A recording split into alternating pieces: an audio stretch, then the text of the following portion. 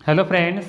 जैसा कि हमने वादा किया था कि रुक्मणी पब्लिकेशन का वॉल्यूम 1 जो बिहार स्टेट कक्षा 9 से 10 सब्जेक्ट सामाजिक विज्ञान के लिए आई है उसका वीडियो सॉल्यूशन आपको देंगे।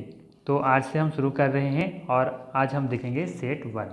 ठीक है, यहाँ पे देखिएगा ध्यान से। तो इस किताब में, इस बुक में वॉल्यूम 1 में प्रीवियस ईयर पेपर का भी क्वेश्चंस दिया हुआ है और 11 टेस्ट सीरीज भी है। तो पहले हम टेस्ट सीरीज शुरू कर रहे हैं, ठीक है। उसके बाद हम प्रीवियस ईयर पेपर के क्वेश्चन को देखेंगे। अगर आप लोग का डिमांड होगा कि नहीं सर पहले प्रीवियस ईयर क्वेश्चन को सॉल्व करवाइए उसके बाद टेस्ट सीरीज हम लोग लगाएंगे, तो वैसा भी हम लोग कर सकते हैं। जैसा आप लोग का डिमांड रहेगा वैसे आज हम टेस्ट सीरीज का सेट 1 लेने वाले हैं। ठीक है, इसमें 100 क्वेश्चन है। देखते हैं कि कितना फास्टली हम लोग कर पाते हैं, क्योंकि समय कम है। और जैसा कि आप लोग जान रहे होंगे कि एडमिट कार्ड आपका डाउनलोड 11 अक्टूबर से हो रहा है और एग्ज़ाम स्टार्ट 14 अक्टूबर से शुरू हो जाएगा। ठीक है, तो समय बिल्कुल ही नहीं के बराबर है, समय बहुत कम है। तो यहाँ पे प्रैक्टिस सेट हम सोच रहे हैं कि करवा दें, जो टेस्ट सीरीज के 11 सेट है।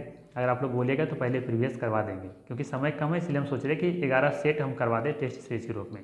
ठीक है, तो जैसा आप लोग का डिमांड होगा वैसा हम करने को तैयार हैं। ठीक है, तो यहाँ पे हम लोग आज से सेट 1 देखेंगे और मुझे पूरा विश्वास है अगर ये 10-11 सेट जो है अगर आप पूरा कंप्लीट आप देख लेते वीडियो तो मेरी गारंटी है कि आपका क्वालिफाई करने से कोई नहीं रोक सकता है। बाकी 50 नंबर का एक्स्ट्रा है, उधर आप देख लीजिएगा कहीं से। ठीक है, और ये वाला जो 100 क्वेश्चन का है वहाँ सब कर लीजिएगा तो आपका स्टेट निश्चित ही क्लियर हो जाएगा। ठीक है, तो चलिए हम लोग आज शुरू करते हैं, सेट 1 देखते हैं। ठीक है, देखिए इसमें टेस्ट सीरीज में 11 सेट दिया हुआ है, प्लस में इधर प्रीवियस ईयर के पेपर दिए हुए हैं। तो आज से हम यहाँ पे सेट 1 देखने वाले हैं। चलिए शुरू करते हैं। चलिए इस टेस्ट सीरीज का सेट 1 का पहला सवाल देखते हैं। सवाल है, मृदा क्षरण रोकने के लिए किस फसल का प्रयोग करना चाहिए। ठीक है, सवाल क्या है, मृदा क्षरण को रोकने के लिए किस फसल का प्रयोग करना चाहिए। विकल्प में दिया हुआ है फलीदार फसल, जौ, धान या फिर ज्वार। ठीक है, इसका सही आंसर हो जाएगा फलीदार फसल। ठीक है, बीन कह सकते हैं आप, क्योंकि बीन क्या एक फलीदार फसल है। आप लोग जानते होंगे कि बीन वाली फसल भूमि में नाइट्रोजन को स्थिर करने में महत्वपूर्ण भूमिका निभाती है और मृदा क्षरण को रोकती है। ठीक है, मृदा क्षरण को रोकने का कई और तकनीक हो सकते हैं, जैसे कि समोच्च रेखीय जुताई, सीढ़ीदार खेती, फसल चक्र या फिर कीटनाशकों का कम प्रयोग करना। ठीक है, ये भी हो सकता है, बट विकल्प यहाँ पे ये बिल्कुल ही सही हो जाएगा। चलिए अगला सवाल है, उत्कृष्ट नस्ल का गेहूँ कौन सा है। उत्कृष्ट नस्ल का गेहूँ कौन सा है। विकल्प में है लरगा रोजा, गंगा 101, जया या फिर पद्मा। इसमें आंसर जो दिया है पद्मा दिया है, बट मेरे अकॉर्डिंग इसका आंसर होना चाहिए लरगा रोजा। ठीक है, क्योंकि जया जो है ना एक धान की किस्म है। ठीक है, और इसे चावल अनुसंधान निदेशालय के द्वारा विकसित की गई है और ये भारत की पहली बौनी धान की किस्म भी थी जया। ठीक है, तो उत्कृष्ट नस्ल का गेहूं कौन सा है, तो यहाँ पे दिए गए विकल्पों में से लरगा रोजा होना चाहिए। आप लोग का क्या राय है इसमें कमेंट कीजिएगा। ठीक है, चलिए अगला सवाल देखते हैं। भारत में विकसित प्रथम बौनी धान की किस्म कौन सी है। इसका आंसर होगा यहाँ पे जया। ठीक है, याद रखिएगा, चावल अनुसंधान निदेशालय द्वारा विकसित की गई भारत की प्रथम या पहली बौनी धान की किस्म थी जया। ठीक है, और विश्व में चावल उत्पादन में भारत का दूसरा स्थान है। ठीक है, बाकी कटक आप लोग जानते होंगे कि चावल अनुसंधान जो केंद्र है कहाँ पे है, कटक में है। ठीक है, भारत में चावल के कुछ प्रमुख लोकप्रिय जो प्रकार हैं उसमें से बासमती है, सोन मसूरी है, इंद्रायणी है ना, पलक्कड़ मट्टा है। तो याद रखिएगा। चलिए अगला सवाल है, पीली क्रांति का किससे संबंध है। पीली क्रांति का संबंध किससे है ये बताना है। दाल से है, तिलहन से है, सूर्यमुखी से है या फिर मछली से है। ठीक है, चलिए इसका सही आंसर क्या हो जाएगा, पीली क्रांति है तो क्या हो जाएगा, पीली क्रांति ध्यान रखिएगा ये तिलहन से संबंधित है। ठीक है, पीली क्रांति भारत में तिलहन के उत्पादन से संबंधित है। तिलहन की नई किस्मों और संपूरक तकनीकों को अपनाने के परिणाम स्वरूप तिलहन का उत्पादन वर्तमान में लगभग देखेंगे तो दुगना हो गया है। ठीक है, चलिए आगे देखते हैं। बाकी यहाँ पे ध्यान रखिएगा, ये जो मछली है ना, ये मछली उत्पादन जो है ये नीली क्रांति से संबंधित है। ठीक है, लाल क्रांति पूछा जाए आपसे तो मांस और टमाटर जो है ये इससे संबंधित है। चलिए आगे देखते हैं। अगला सवाल है, रसायन जो अपनी क्रिया द्वारा सभी जीवों को नष्ट कर देते हैं। रसायन जो अपनी क्रिया के द्वारा सभी जीवों को नष्ट कर देते हैं उसे क्या कहते हैं। तो याद रखिएगा, इसे कहते हैं पेस्टिसाइड। क्या कहते हैं, पेस्टिसाइड कहते हैं। डी विकल्प सही है। चलिए आगे देखते हैं। अगला सवाल है, नीम की खली में कितने प्रतिशत ये नाइट्रोजन होना चाहिए। यहाँ पे ये नाइट्रोजन होती हैं, कितना नाइट्रोजन होता है नीम की खली में। तो याद रखिएगा, नीम की खली में 3 से 6% नाइट्रोजन होती हैं। ठीक है, विकल्प नंबर यहाँ पे सही हो जाएगा, सी विकल्प। ठीक, अगला सवाल देखते हैं क्या पूछा है। निम्नलिखित में से किस मानव उत्पाद धान्य अन्य हो जाता है। निम्नलिखित में से किस मानव उत्पाद धान्य अन्य हो जाता है। धान, गेहूँ, ट्रिटिकल्स या फिर ज्वार। इसका सही आंसर है, याद रखिएगा, सी विकल्प हो जाएगा, ट्रिटिकल्स। ठीक है, ट्रिटिकल्स इसका सही आंसर हो जाएगा। ट्रिटिकल्स मानव उत्पाद धान्य अन्य कहा जाता है। यह गेहूं और राई के संकरण से, है ना, संकरण से बनता है। ठीक है, चलिए अगला सवाल है, पशु प्लेग का कारण है। पशु प्लेग किससे होता है, सिंपल सा ये बताना है। जीवाणु, प्रोटोजोआ, विषाणु या फिर इसमें से कोई भी नहीं। सही आंसर हो जाएगा इसका विषाणु, वायरस। ठीक है, पशु प्लेग किससे होता है, वायरस से होता है। अगला सवाल है, अपने ही वातावरण में एक जैव समुदाय जैसे तालाब, महासागर, वन, यहाँ तक कि एक जल जीवशाला भी को क्या कहा जाता है। इसे कहा जाता है, ध्यान रखिएगा, इसे हम लोग कहेंगे समुदाय। क्या कहेंगे, समुदाय कहेंगे। ठीक है ना, याद रखिएगा, समुदायों का एक पूर्ण क्रम जो क्रमशः एक निश्चित स्थान पर बदलता है, कर्मक कहलाता है या सियर कहलाता है। ठीक है, माफ़ कीजिएगा, यहाँ पे सियर नहीं होगा। ठीक है, ये डी होना चाहिए इसका आंसर, पारिस्थितिकी तंत्र कहा जाता है। ठीक है ना, अपने ही वातावरण में एक जैव समुदाय जैसे तालाब, महासागर, वन, यहाँ तक कि एक जल जीवशाला भी एक पारिस्थितिकी तंत्र कहलाता है। पारिस्थितिकी तंत्र प्रकृति की क्रियात्मक इकाई होती है। ठीक है, चलिए अगला सवाल है यहाँ पे, समुदायों का पूर्ण क्रम जो क्रमशः एक निश्चित स्थान पर बदलता है कहलाता है, ये सियर कहलाता है। ठीक है, समुदायों का पूर्ण क्रम जो क्रमशः एक निश्चित स्थान पर बदलता है उसे क्या कहते हैं, सियर कहते हैं। आगे है, प्रोबायोटिक पद किसके लिए प्रयुक्त किया जाता है। सवाल है कि प्रोबायोटिक पद किसके लिए प्रयुक्त किया जाता है। ठीक है, विकल्प पढ़ेंगे तो ज़्यादा समय लगेगा, हम आंसर पढ़ते हुए चलते हैं। इसका आंसर दिया हुआ है सजीव सूक्ष्मजीवी खाद्य संपूरक। प्रोबायोटिक पद किसके लिए प्रयुक्त किया जाता है, तो ये सजीव सूक्ष्मजीवी खाद्य संपूरक के लिए इसका प्रयोग किया जाता है। अगला सवाल है, एक बाज, एक सर्प मेढक, टिड्डा और टिड्डा घास खाता है। ठीक है, एक बाज क्या खाता है, सर्प को खाता है, सर्प मेढक को खाता है। ठीक है, और टिड्डा को भी खा सकता है, और टिड्डा घास खाता है। ठीक है, इस खाद्य श्रृंखला में बाज है। बाज क्या है, इसमें प्राथमिक उपभोक्ता या प्राथमिक उत्पादक, प्राथमिक उपभोक्ता, तृतीयक उपभोक्ता या फिर चतुर्थ उपभोक्ता। ठीक है, ये आपको सिंपल से बताना है। अगर मेरा ज्योग्राफी वाला लेक्चर आप लोग देखते होंगे तो वहाँ पे हमने डिटेल्स इसे पढ़ा रखा है। ठीक है, इसे कहा जाएगा यहाँ पे चतुर्थ उपभोक्ता। डी विकल्प यहाँ पे सही होगा। ठीक है, प्राथमिक उत्पादक कौन हो जाएगा इसमें, तो ये हो जाएगा इसमें टिड्डा, ये हाँ नहीं घास हो जाएगा। क्या हो जाएगा, घास हो जाएगा। ठीक है, प्राथमिक उत्पादक में प्राथमिक उपभोक्ता कौन हो जाएगा, तो इसमें टिड्डा हो जाएगा। ठीक है, सर्प क्या हो जाएगा, तो द्वितीयक उपभोक्ता हो जाएगा, जो कि इसमें नहीं है। ठीक है, याद रखिएगा। चलिए अगला सवाल है, यहाँ पे सर्प जो है ना, सर्प क्या हो जाएगा, तृतीयक उपभोक्ता हो जाएगा। चलिए आगे देखते हैं। अगला सवाल है कि खाद्य श्रृंखला फूड चेन में मानव है। खाद्य श्रृंखला में फूड चेन में मानव क्या है, एक निर्माता है, क्या किसी चीज़ का निर्माण करता है, ये बताना है। ठीक है, या फिर एक केवल प्राथमिक उपभोक्ता है, केवल द्वितीयक उपभोक्ता है, या फिर प्राथमिक तथा द्वितीयक उपभोक्ता है। तो आप देखेंगे कि खाद्य श्रृंखला में मानव प्राथमिक चीज़ों को भी खाता है, मतलब कह सकते हैं कि उत्पादक को खाने वालों को प्राथमिक उपभोक्ता कहते हैं, तो प्राथमिक भी हो जाएगा क्योंकि साग सब्जी खाता है और मांस भी खाता है, तो द्वितीयक भी होगा, और ये कह सकते हैं प्राथमिक भी है और द्वितीयक भी है। ठीक है, तो यहाँ पे डी विकल्प यहाँ पे सही होगा। चलिए 14 नंबर क्वेश्चन है, सवाल है कि प्रधानमंत्री उज्ज्वला योजना कब प्रारंभ की गई थी। तो ये सब डेटा याद रखना पड़ेगा। ठीक है, तो याद रखिएगा, प्रधानमंत्री उज्ज्वला योजना 1 मई 2016 को प्रारंभ की गई थी। मोदी सरकार देखेंगे तो बहुत सारे स्कीम्स लेकर के आई है, 2014 से स्कीम लेकर के आई है ना, जैसे प्रधानमंत्री जीवन ज्योति बीमा योजना है, प्रधानमंत्री उज्ज्वला योजना है ना, अटल पेंशन योजना है, तो बहुत सारी योजनाएँ को लेकर के आए हैं, तो उन सबको एक बार देख लीजिएगा। ठीक है, तो यहाँ पे देखेंगे तो प्रधानमंत्री उज्ज्वला योजना 1 मई 2016 को लाई थी। इसका सही आंसर हो जाएगा बी विकल्प। ठीक है, चलिए अगला सवाल है डॉक्टर वर्गीज कुरियन। ये तो आसान सा सवाल है, संबंध किससे है डॉक्टर वर्गीज कुरियन का। देखिए इसी तरह का इजी क्वेश्चन एग्जाम में पूछा जाएगा, कोई बड़ा क्वेश्चन नहीं पूछा जाता है, बहुत इजी लेवल क्वेश्चन पूछे जाते हैं। अगर हमारा यहाँ पे जो इतने सेट है ना इसका, तो सारा सेट अगर 11 सेट कर लेते हैं तो गारंटी है कि आपका क्लियर हो जाएगा। ठीक है, बाकी उधर जो 50 क्वेश्चन और है उसको देख लीजिएगा थोड़ा सा। चलिए, तो इसका सही आंसर क्या हो जाएगा, वर्गीज कुरियन का संबंधित है यहाँ पे श्वेत क्रांति से। स्वामीनाथन का देखेंगे तो संबंधित है हरित क्रांति से। चलिए अगला सवाल है, किस अर्थशास्त्री ने भारत में सबसे पहले वैज्ञानिक दृष्टि से राष्ट्रीय आय की गणना की थी। अच्छा सवाल है ये भी। ठीक है, तो इसका याद होगा, है ना, डॉक्टर VKRV राव भारत के अर्थशास्त्री ने सबसे पहले वैज्ञानिक दृष्टि से राष्ट्रीय आय की गणना की थी। विकल्प नंबर यहाँ पे बी सही हो जाएगा।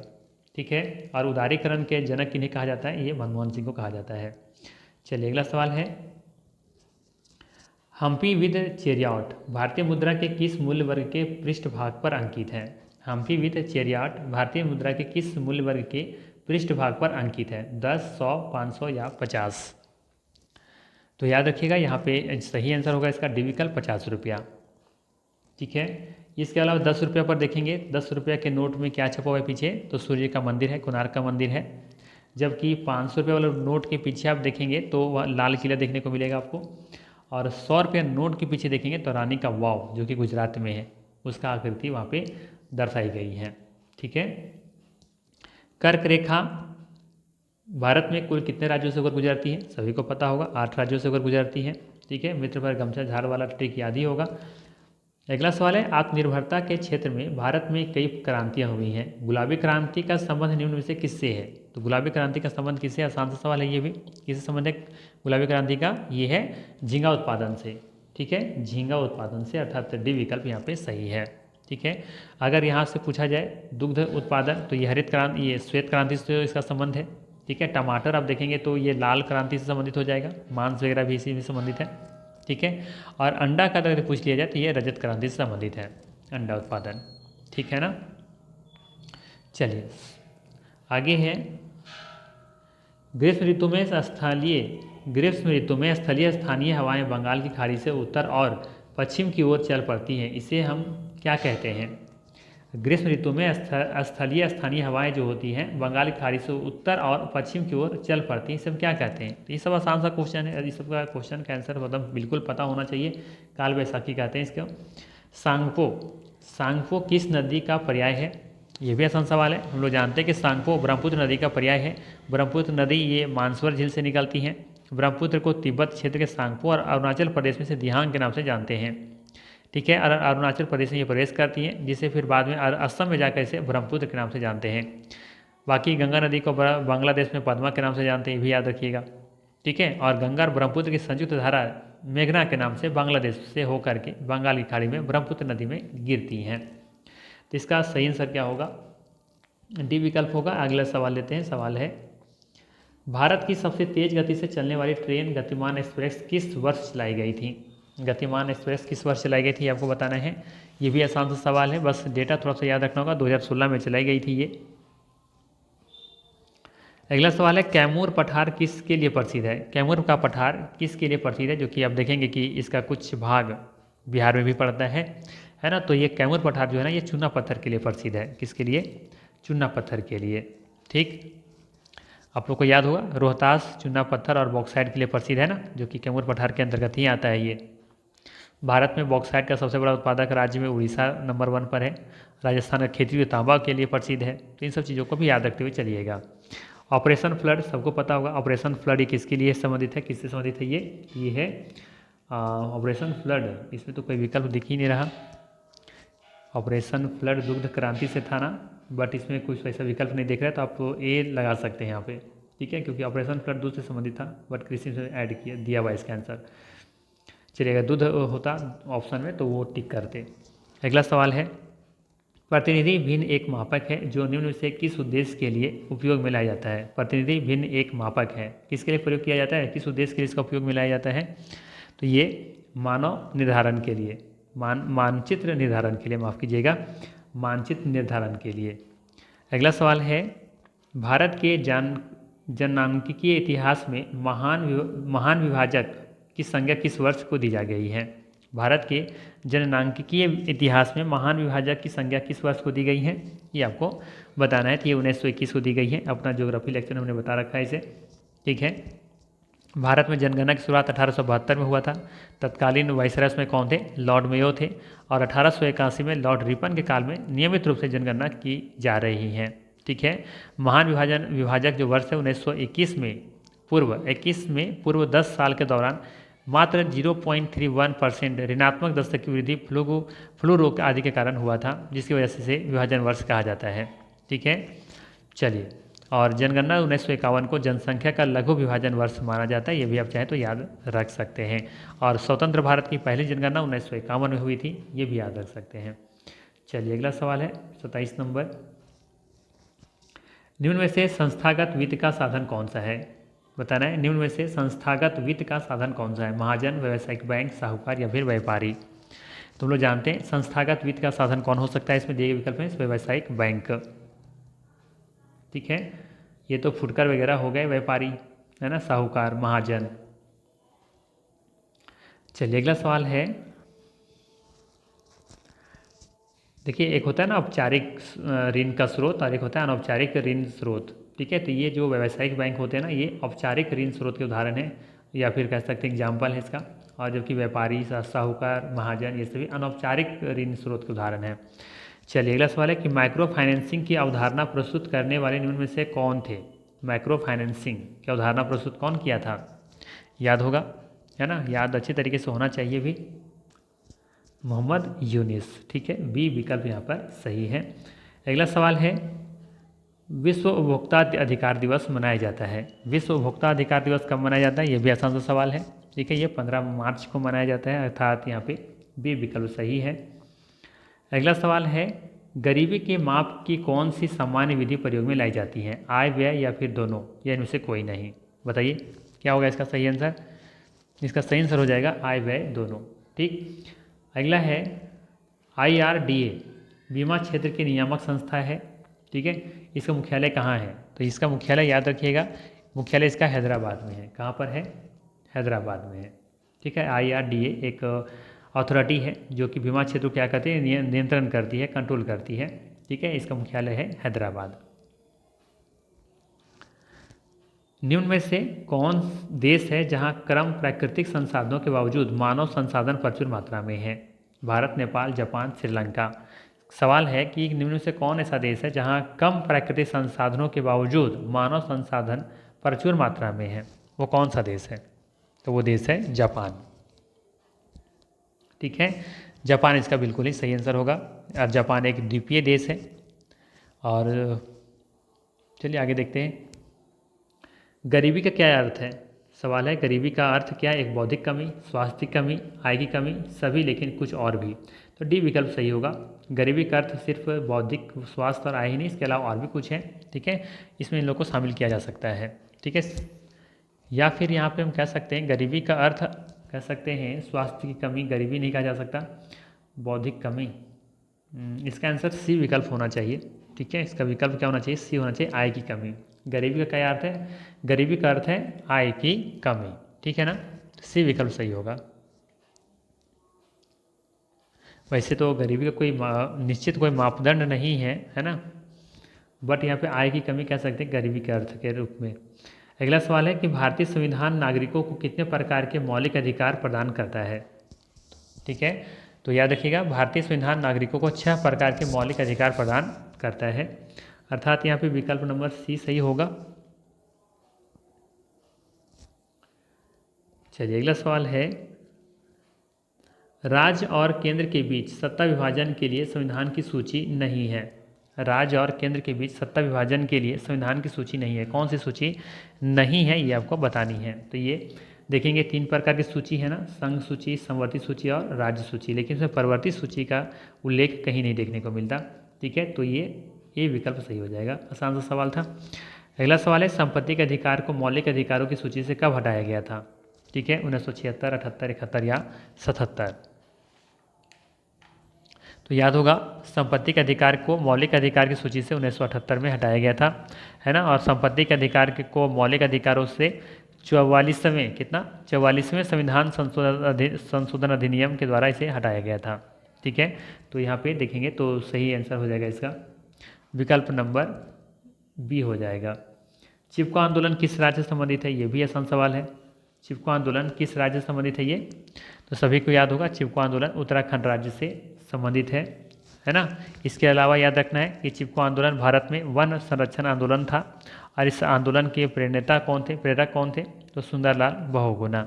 ठीक है, और ये भी याद रख सकते हैं कि आधुनिक समय में चिपको आंदोलन की शुरुआत 1973 ईस्वी में चमोली जिले से शुरू हुई थी। कब? 1973 में चमोली जिला से। ठीक है, चलिए अगला सवाल है, निम्नलिखित में से संविधान सभा की संघ संविधान समिति का अध्यक्ष कौन था। निम्नलिखित में से संविधान सभा की संघ संविधान समिति का अध्यक्ष कौन था। दिए गए विकल्प में से सही आंसर बताइए कौन सा होगा, सी विकल्प हो जाएगा, जवाहरलाल नेहरू। अगला सवाल है, भारत का राष्ट्रीय जलीय जीव कौन सा है, बताना है भारत का राष्ट्रीय जलीय जीव कौन सा है ना। तो ये भी आसान सवाल है। ठीक है, क्या हो जाएगा, डॉल्फिन। क्या हो जाएगा, डॉल्फिन। डी विकल्प यहाँ पे सही है। अगला सवाल है, 15वें वित्त आयोग के अध्यक्ष कौन है, बताना है 15वें वित्त आयोग के अध्यक्ष कौन है। तो 15वें वित्त आयोग के अध्यक्ष हैं एन.के. सिंह। कौन है, एन.के. सिंह है। सही आंसर हो जाएगा सी विकल्प, याद रखिएगा। वित्त आयोग एक संवैधानिक निकाय है, ये भी याद रखिएगा। और भारत के संविधान में अनुच्छेद 280 के अंतर्गत वित्त आयोग की व्यवस्था की गई है। कितना, 280, आर्टिकल 280।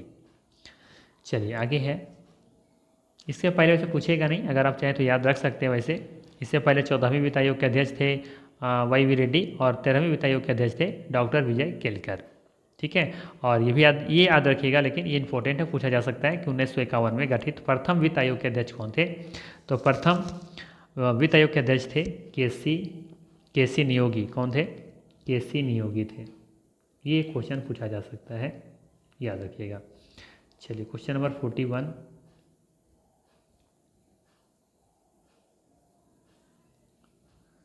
ऐसे ही क्वेश्चंस पूछे जाएंगे एग्जाम में। ठीक है, ज़्यादा लेवल उनका हाई नहीं रहता। वर्तमान में 17वीं लोकसभा 2019 में कुल कितनी महिलाएं चुनी गई हैं, ये अच्छा सवाल है। ठीक है, और भी कई एग्जाम में पूछे गए इस तरह के सवाल, तो याद रखिएगा 78 महिलाएं चुनी गई हैं। कितना, 78 महिलाएं। सी विकल्प सही है, याद रखिएगा। 2019 के लोकसभा चुनाव में कुल 724 महिलाएं उम्मीदवारों ने चुनाव में भाग लिया था। ठीक है, और लोकसभा के वर्तमान अध्यक्ष याद रखिएगा ओम बिरला हैं, और लोकसभा के विपक्ष के नेता कौन है, अधीर रंजन चौधरी। ठीक है, चलिए, जातीय संसद किस देश की संसद का नाम है। जातीय संसद बताना है कि किस देश के संसद का नाम है। तो याद रखिएगा ये बांग्लादेश का संसद का नाम है जातीय संसद। ठीक है, याद रखिएगा नेपाल का क्या नाम है, नेपाल के संसद का नाम है, याद रखिएगा राष्ट्रीय पंचायत। ठीक है, चलिए आगे देखते हैं।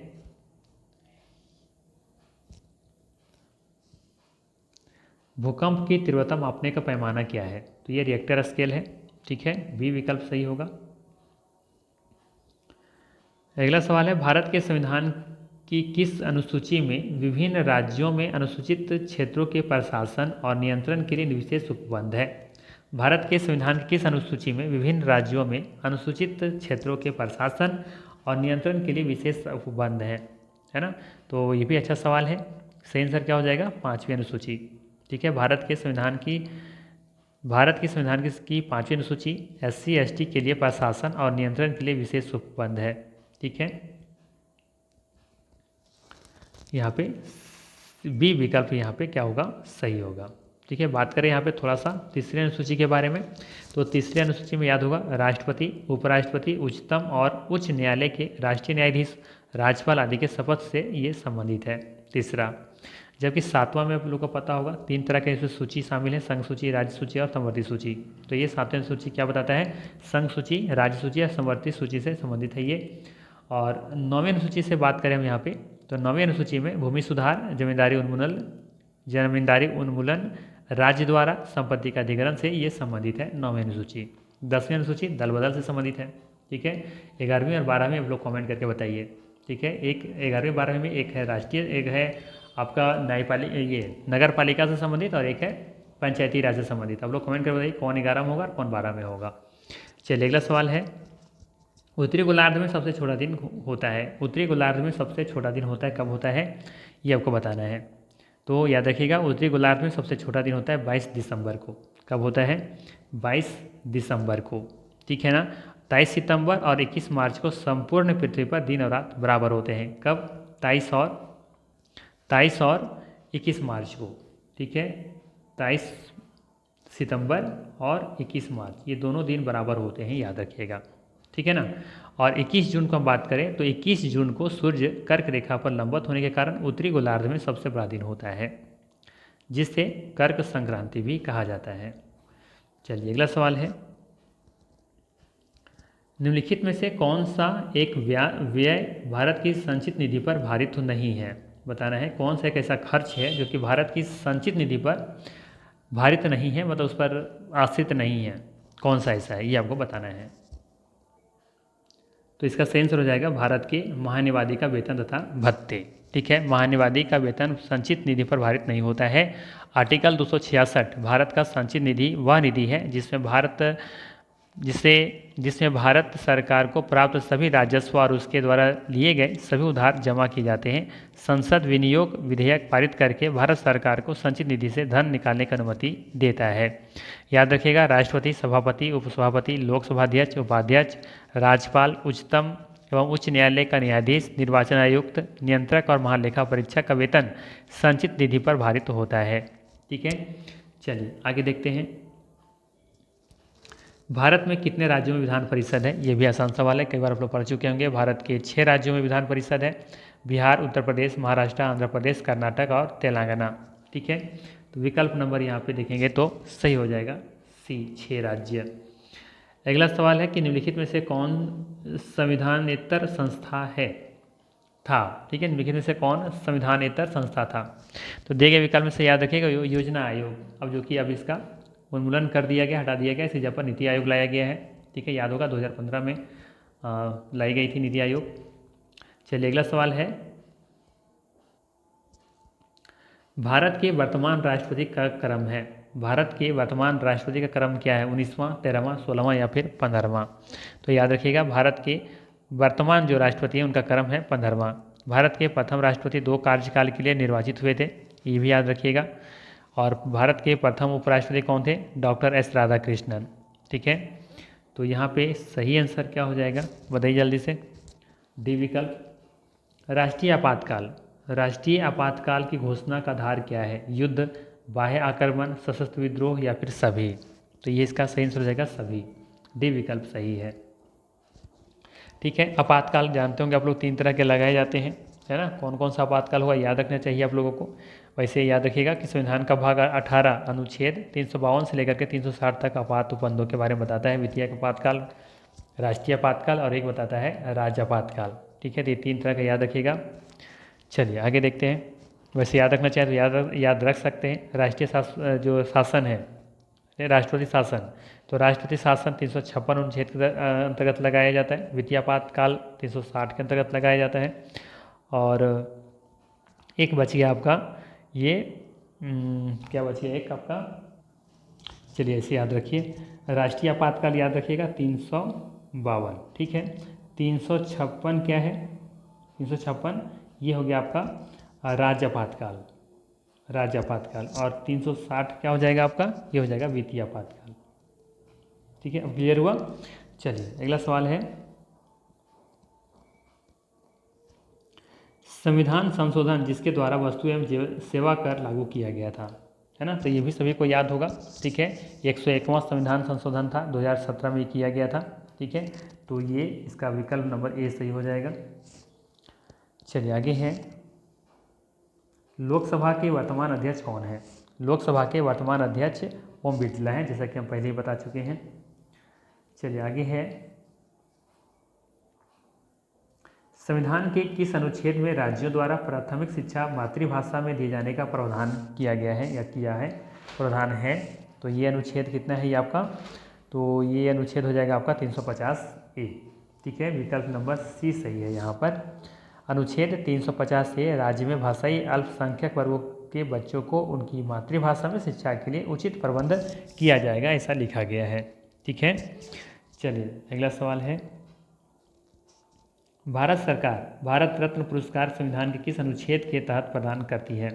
बताना है, भारत रत्न पुरस्कार संविधान के किस अनुच्छेद के तहत प्रदान करती है?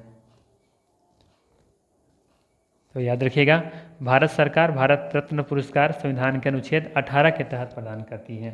सी विकल्प यहाँ पे सही है। चलिए अगला सवाल है, सर्वोच्च न्यायालय 5 तरह के रिट जारी करता है, जिसमें से एक है, कौन सा एक है आपका यहाँ पे दिए गए विकल्प में से अधिकार परीक्षा लेख।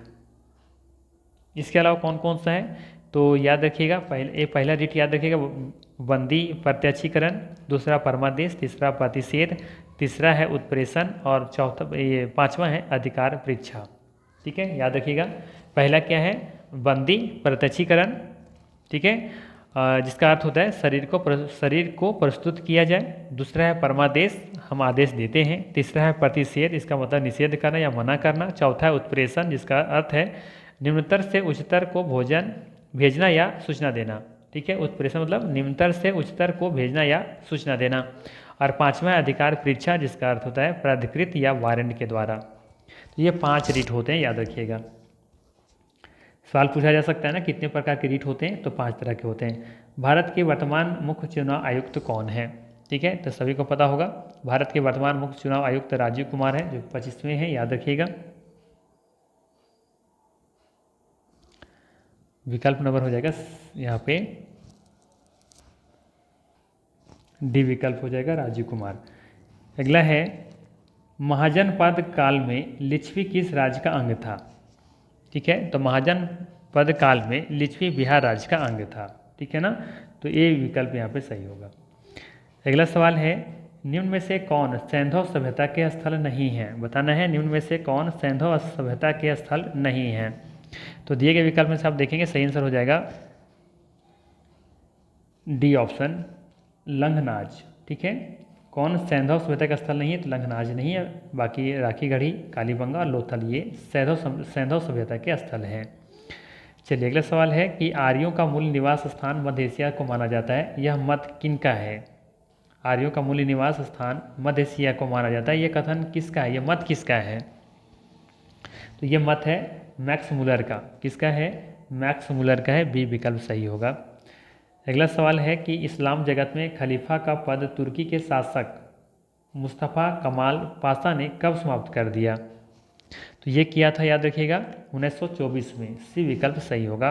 ठीक, अगला सवाल है, सिकंदर महान के गुरु कौन थे? तो ये तो आसान सा सवाल है, सबको पता होगा, गुरु अरस्तु थे। ठीक है, विकल्प नंबर सी सही हो जाएगा।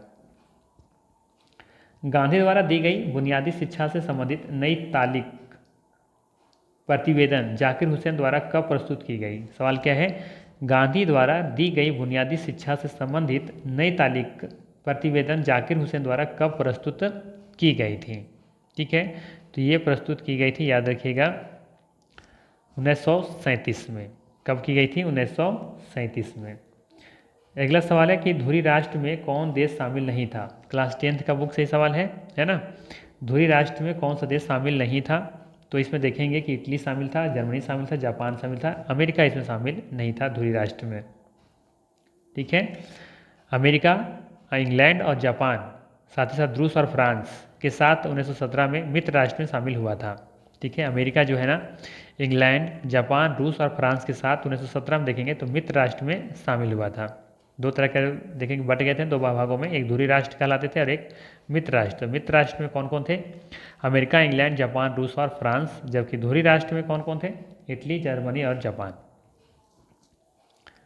ठीक है, चलिए अगला सवाल है, संयुक्त राष्ट्र संघ के सचिवालय का प्रधान कार्यालय कहाँ अवस्थित है? संयुक्त राष्ट्र संघ के सचिवालय का मुख्यालय प्रधान कार्यालय कहाँ अवस्थित है, ये बताना है। ये न्यूयॉर्क में है। कहाँ है? न्यूयॉर्क। अगला सवाल है, फ्रंटियर गांधी किसे कहा जाता है? तो फ्रंटियर गांधी किसे कहा जाता है? ये भी आसान सा सवाल है, खान अब्दुल गफर खां को कहा जाता है। यहाँ पे सी विकल्प सही हो जाएगा। अगला सवाल है, अमेरिका के राष्ट्रपति रूजवेल्ट द्वारा अपनाई गई आर्थिक नीति क्या थी? अमेरिका के राष्ट्रपति रूजवेल्ट द्वारा अपनाई गई आर्थिक नीति क्या थी? न्यू इकोनॉमी, न्यू डॉन या न्यू डील या न्यू जर्सी? तो ये था न्यू डील। क्या था? न्यू डील था। ठीक है ना। अमेरिका के राष्ट्रपति रूजवेल्ट द्वारा अपनाई गई आर्थिक नीति न्यू डील थी। याद रखिएगा। विश्व आर्थिक मंदी जो कि 1929-30 के बीच आई थी, ये पूंजीवादी देशों को बहुत ही नाजुक आर्थिक स्थिति बना दिया था। ठीक है। न्यू डील योजना को 1933 में पेश की गई थी, याद रखनी है। ठीक। चलिए अगला सवाल है अमृत बाजार। अमृत बाजार पत्रिका का प्रकाशन किसने आरंभ किया था? ठीक है। तो अमृत बाजार पत्रिका का प्रकाशन मोतीलाल घोष और शिशिर कुमार घोष ने आरंभ किया था। ठीक है। तो ये दोनों मिलकर किए थे। विकल्प में से डी सही दिख रहा है। अगला सवाल है कि पुष्यभूमि नहीं है, पुष्यभूति वंश के शासक हर्षवर्धन को किसने हराया था? इसको हराने वाले कौन थे? पुलकेशिन द्वितीय। ठीक है। डी विकल्प यहाँ पे सही है।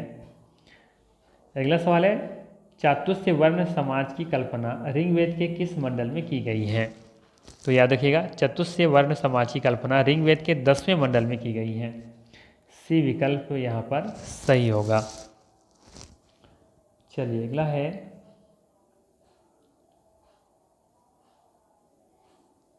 अंकोर वाट का मंदिर कहाँ पे है, ये बताना है। ये भी आसान सवाल है। कंबोडिया इसका सही आंसर हो जाएगा। पाटलिपुत्र को किस मगध शासक ने बसाया था? पाटलिपुत्र को किस मगध शासक ने बसाया था, है ना। तो ये भी कई बार आप लोग पढ़ चुके हैं। उदयन ने बसाया था। ठीक है। विकल्प नंबर यहाँ पे सही हो जाएगा, ए विकल्प। आधुनिक भारत के इतिहास में सहायक संधि की शुरुआत किसने की थी? ठीक है। तो याद रखिएगा, आधुनिक भारत के इतिहास में सहायक संधि की शुरुआत वेलेजली ने शुरू किया था। ठीक है। तो यहाँ पे सही विकल्प होगा सी विकल्प।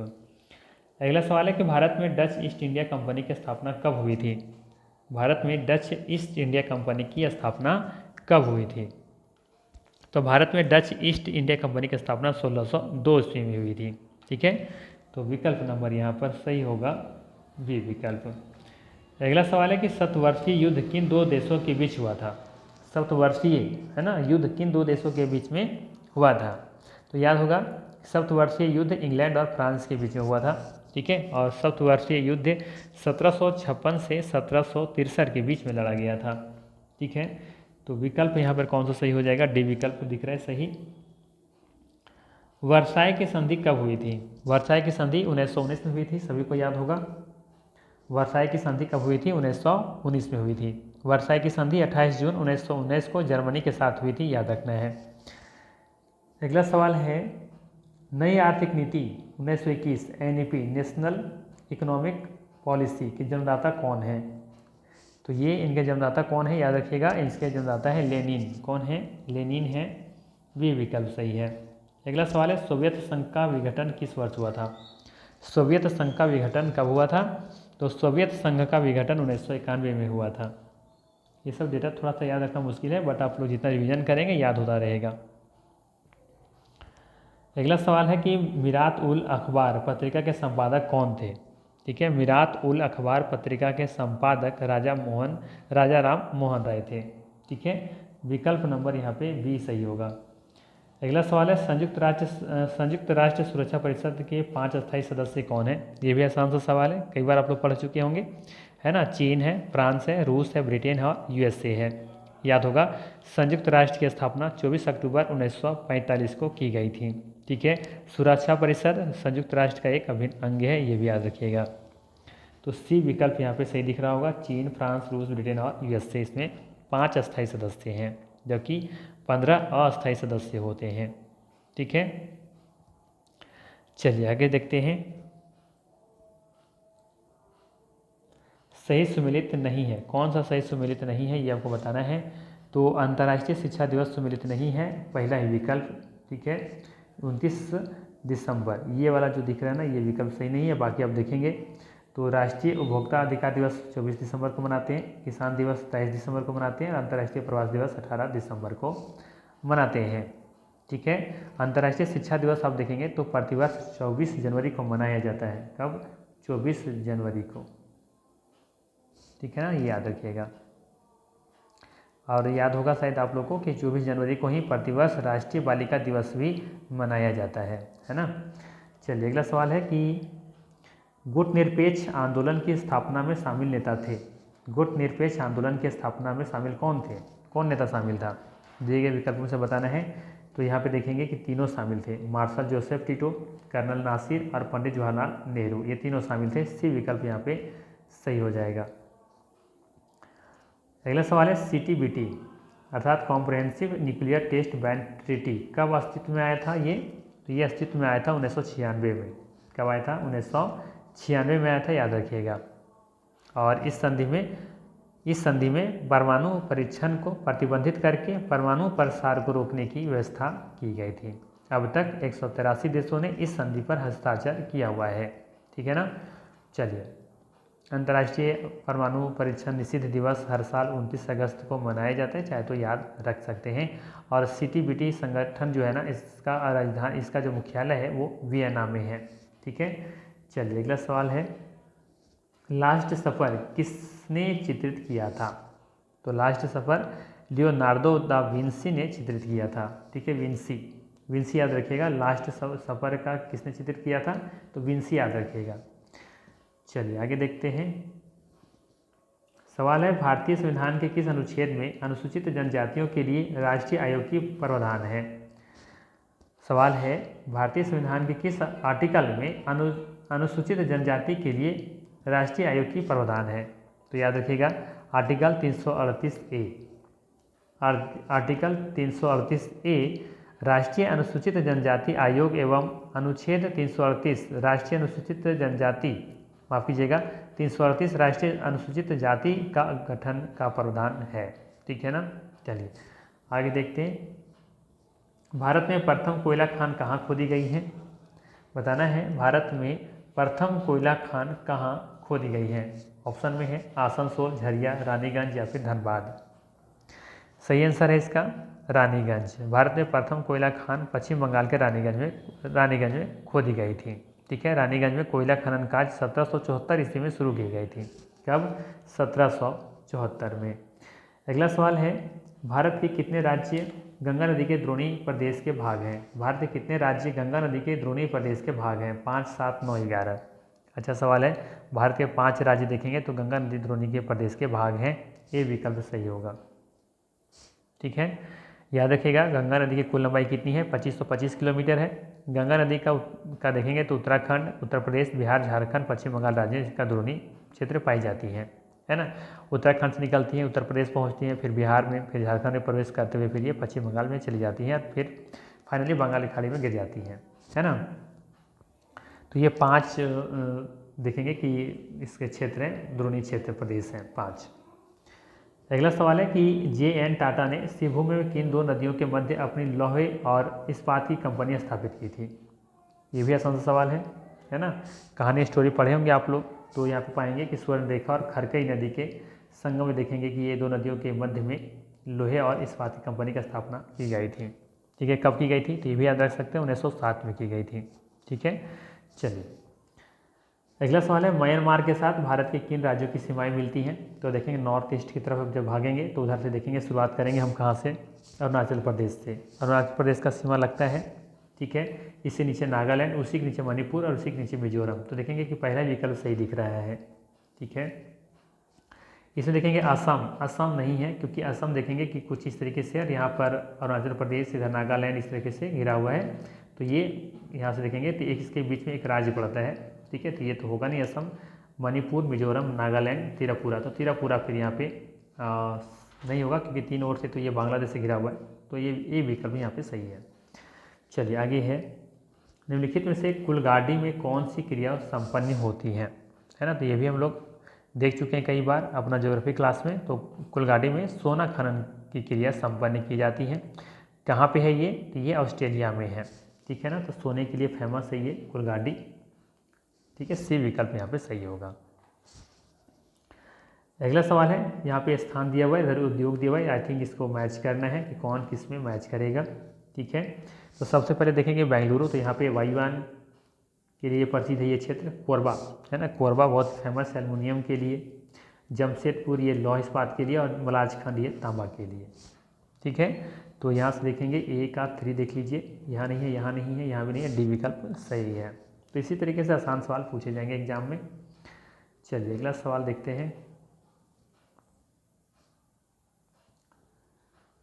सवाल है निम्नलिखित किस पहाड़ी पर पूर्वी घाट पश्चिमी घाट से मिलती है ना। पिछला ही क्लास में हमने जब एक सेट नंबर 115 करवाया था तो हमने बताया था, ठीक है, 116वां सेट किया था, उसमें बताया था ये नीलगिरी पहाड़ी पर मिलती है पूर्वी घाट और पश्चिमी घाट।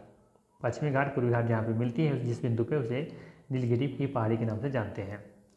चलिए अगला सवाल है निम्नलिखित स्थानों में कहाँ तांबा उद्योग स्थापित है। तो कहाँ पे, खेतड़ी में है, ये तो आसान सा सवाल है। स्वर्णिम चतुर्भुज क्या है। तो 4 महानगरों को जोड़ने वाला एक ये क्या है, सड़क मार्ग है। ठीक है, तो विकल्प नंबर कौन सा हो जाएगा, वायु मार्ग तो होना है नहीं। ठीक है, ये रेल मार्ग भी नहीं है, राजमार्ग हो जाएगा, राष्ट्रीय राजमार्ग परियोजना, स्वर्ण व्यापार का मार्ग, तो ये तो कर होना नहीं, सी विकल्प इसका सही है। ठीक है, याद रखिएगा कौन सा विकल्प सही है यहाँ पे, सी विकल्प। स्वर्णिम चतुर्भुज राष्ट्रीय राजमार्ग परियोजना है। स्वर्णिम चतुर्भुज योजना के तहत बने इस राष्ट्रीय राजमार्ग की कुल लंबाई 5846 किलोमीटर है। देश के महत्वपूर्ण जो 4 महानगर हैं, दिल्ली, मुंबई, कोलकाता, चेन्नई, इन 4 महानगरों को जोड़ने का काम करती हैं। ठीक है, चलिए आगे देखते हैं। अच्छा, ये परियोजना जो है ना स्वर्णिम चतुर्भुज, ये जो परियोजना लाई गई थी, याद होगा उसमें जो तत्कालीन प्रधानमंत्री थे अटल बिहारी वाजपेयी, उनके द्वारा शुरू की गई थी 2001 में। चलिए अगला सवाल है, भारत में एकमात्र राज्य या केंद्र शासित प्रदेश जो केसर का उत्पादन करता है। तो केसर का उत्पादन करने वाला मात्र एक राज्य कौन सा है, तो ये है आपका जम्मू कश्मीर। ठीक है, विकल्प नंबर सी सही हो जाएगा। ये भी याद रखिएगा, केसर दुनिया में सबसे महंगा मसाला होने के कारण इसे रेड गोल्ड भी कहा जाता है। ठीक है, केसर एक सुगंधित पदार्थ है जो केसर के पौधे के पुष्प के वर्तिकाग्र से प्राप्त किया जाता है। भारत में केसर केवल जम्मू के किश्तवाड़ एवं कश्मीर के पंपोर के करेवा मैदानों में पाई जाती हैं। ठीक है, विश्व में केसर उत्पादन में देखा जाए तो सबसे पहले स्थान पर है ईरान। ईरान याद रखिएगा पहले नंबर पर है। निम्नलिखित नगरों में अलकनंदा एवं भागीरथी कहाँ मिलकर गंगा नदी बनाते हैं। ये भी आसान सा सवाल है, कहाँ बनाते हैं, देवप्रयाग में, डी विकल्प सही होगा। चलिए अगला सवाल है, काली क्रांति संबंधित है, किससे संबंधित है ये काली क्रांति, नाम से ही पता चल रहा है ये कच्चा तेल से संबंधित होगा। विकल्प नंबर यहाँ पे सी सही हो जाएगा। ठीक है, कोई दिक्कत नहीं होना चाहिए यहाँ पे। मत्स्य उत्पादन ये तो नीली क्रांति से संबंधित है।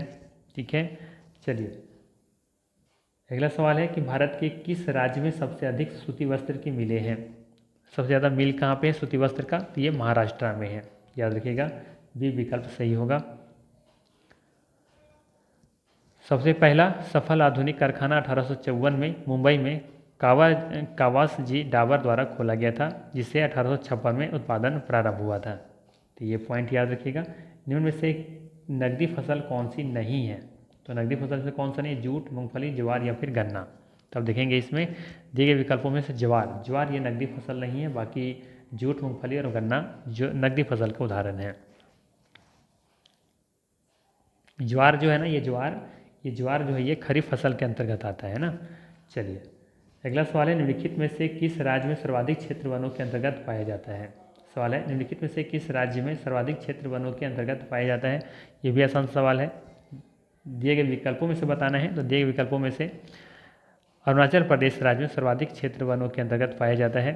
ये जो विकल्प के अनुसार हम कह सकते हैं यहाँ पे, ठीक है, अरुणाचल प्रदेश होगा, अदरवाइज तो मध्य प्रदेश सबका सही आंसर होता है। और अरुणाचल प्रदेश में यहाँ पे जो घनत्व है, जनसंख्या घनत्व है सबसे कम है, मात्र यहाँ पे 17 व्यक्ति प्रति वर्ग किलोमीटर लोग रहते हैं, यहाँ पे 17 व्यक्ति प्रति वर्ग किलोमीटर। चलिए आगे देख लेते हैं अगला सवाल, निम्नलिखित में से कौन सी मिट्टी नदियों द्वारा निर्मित है। बताना है कौन सी जो मिट्टी है वो नदियों के द्वारा निर्मित है। तो ये जलोढ़ मिट्टी है ना, नई जलोढ़ को हम लोग खादर मिट्टी कहते हैं और पुरानी जलोढ़ को बांगर कहते हैं। ठीक है, तो ये भी पता होना चाहिए कि जलोढ़ मिट्टी जो होती है भारत का सबसे अधिक उपजाऊ वाली मिट्टी है, इसमें नाइट्रोजन की मात्रा कम होती है। ठीक है ना, तो ये सी विकल्प सही हो जाएगा यहाँ पे। चलिए, तो ये हुआ 100 प्रश्नों का ये सेशन। अगर ये सेशन अच्छा लगा हो तो अच्छा लगे लाइक ज़रूर कीजिएगा, चैनल पर नहीं तो सब्सक्राइब कीजिएगा। और हाँ, और आपको जरूर कमेंट करके बताइएगा कि प्रीवियस ईयर वाला जो क्वेश्चन था वो उसको पहले करवा दें या फिर टेस्ट सीरीज वाला करवा दें। वैसे तो आज हमारा ये टेस्ट सीरीज का सेट 1 कंप्लीट हो गया। ठीक, चलिए मिलते हैं फिर इसी तरह के नेक्स्ट वीडियो में। Thank you.